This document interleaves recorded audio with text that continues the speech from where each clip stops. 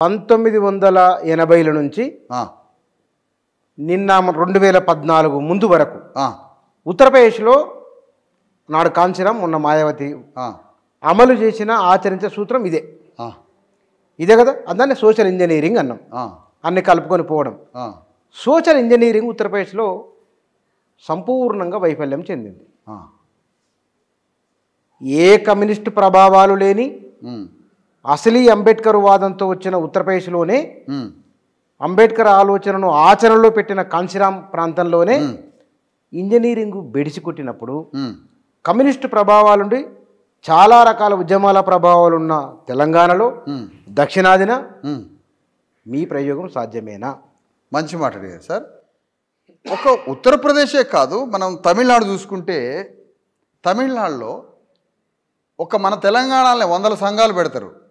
తమిళనాడులో అనేక కులాలు రాజకీయ పార్టీలుగా మారి దాదాపు 12 నుంచి 20 పార్టీలు ఉన్నాయి అక్కడ. ప్రధానంగా ఒక కులం బేస్ తోటి మిగతా బీసీ ఎస్సీ ఎస్టీలని కలుపుకుంటూ బీసీలు అనేక పార్టీలు పెట్టిండ్రు.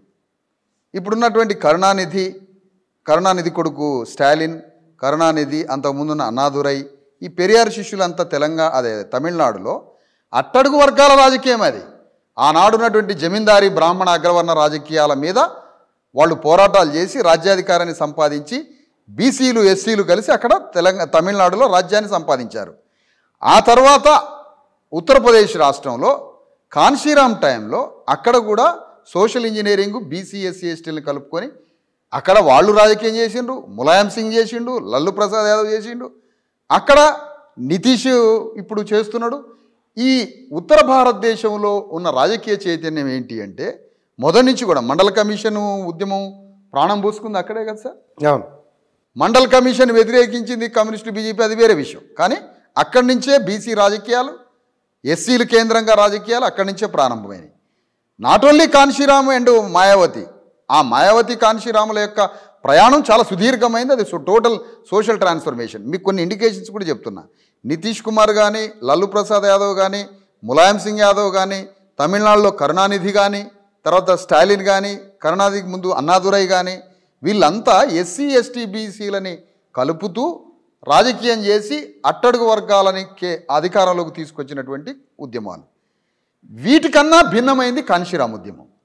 కాన్షీరామ్ ఉద్యమం మొత్తం సోషల్ ట్రాన్స్ఫర్మేషనే లక్ష్యంగా సుదీర్ఘమైనటువంటి ఒక ప్రయాణం. ఆ ప్రయాణంలో 2-3 సార్లు రాజ్యానికి కూడా ఉత్తరప్రదేశ్లో ఒక స్టేట్ రాజ్యాన్ని తీసుకురావడం జరిగింది. ఆ రాజ్యంలో ఒకసారి ములాయం సింగ్తో కలిసి, ఒకసారి బీజేపీ సపోర్టుతో కలిసి 2-3 సార్లు పవర్లోకి రావడం జరిగింది. పవర్లోకి వచ్చినప్పుడు సామాజికంగా ఆయా అట్టడుగు కులాలు ఎంతో గౌరవాన్ని పొందడం జరిగింది. ఉత్తరప్రదేశ్లో గౌరవాన్ని పొందడం జరిగింది. తమిళనాడులో ఆ గౌరవాన్ని పొందడంతో పాటు ఆర్థిక ప్రయోజనాలు కూడా పొందే ఉన్నాయి. కానీ ఆ రాష్ట్రంలో కాన్షీరామ్ మరణించిన తర్వాత జరిగిన పరిణామాలని మేము పెద్దగా దాన్ని చూడదలుచుకోలేదు. మేము చూస్తున్నది డిఎస్పీగా కాన్షీరామ్ బతికున్న టైంలో రాజకీయాన్ని మేము ప్రధానంగా చూస్తాం. అప్పుడు మేము కాన్షీరామ్ దగ్గర కూడా మీరన్న ప్రశ్నని మేము అడిగినాం. అప్పుడు కాన్షీరామ్ అన్న మాట ఏంటంటే, మొత్తం ఆర్థిక సామాజిక పరివర్తన అంతా ఒక్క రాష్ట్ర ప్రభుత్వం నుంచే రాదు, మొత్తం పార్లమెంట్ సిస్టమ్ మన చేతిలో ఉన్నప్పుడు, కేంద్ర ప్రభుత్వం కూడా మనం అధికారంలోకి వచ్చినప్పుడు మొత్తం economical and social and cultural total transformation జరిగేది, రాడికల్ చేంజెస్ ఎప్పుడు వస్తాయంటే పార్లమెంటు మన చేతిలో ఉండాలి, కేంద్రం ఉండాలి, ఒక రాష్ట్ర ప్రభుత్వం వల్ల కొన్ని ప్రయోజనాలు మాత్రమే ఉంటాయి అని చెప్పడం జరిగింది. అందుకని అది కూడా మేము కాన్షీరామ్ టైం పీరియడ్ వరకే చూస్తున్నాం. ఆ కాన్షీరామ్ పీరియడ్ వరకు కూడా కొన్ని సామాజిక ప్రయోజనాలు, సామాజిక గౌరవము, అక్కడ ఉన్నటువంటి చమార్లు సామాజికంగా అత్యున్నత గౌరవాన్ని, బీసీలు, అట్టడుగు బీసీలు, ఎంబీసీలు, మోస్ట్ బ్యాక్వర్డ్ క్యాస్ట్లు అత్యధిక ప్రయోజనాలు పొందినటువంటి ఆ ఆర్థిక పరివర్తన మేము ప్రత్యక్షంగా ఉత్తరప్రదేశ్లో చూసినాం. అలాంటిది లేదు. తర్వాత సర్వజన సూత్రంతో అవన్నీ కూడా ఇక వాటి విషయంలో మేము పెద్దగా వాటి జోలికి అంటే వైఫల్యాలు పట్టించుకోరు మీరు. వైఫల్యాలంటే దానికి కారణం ఏంటంటే మనకి ఇప్పుడు మనమనే మాట కాదు, భారతదేశ వ్యాప్తంగా ఆ బహుజన ఉద్యమం, బహుజన సమాజ్ పార్టీ యొక్క ఓటు శాతం అంతా మనం ఎలక్షన్ కమిషన్ ఆఫ్ ఇండియాని కొట్టుకొని చూస్తే గ్రాఫ్ అంతా తెలిసిపోద్ది.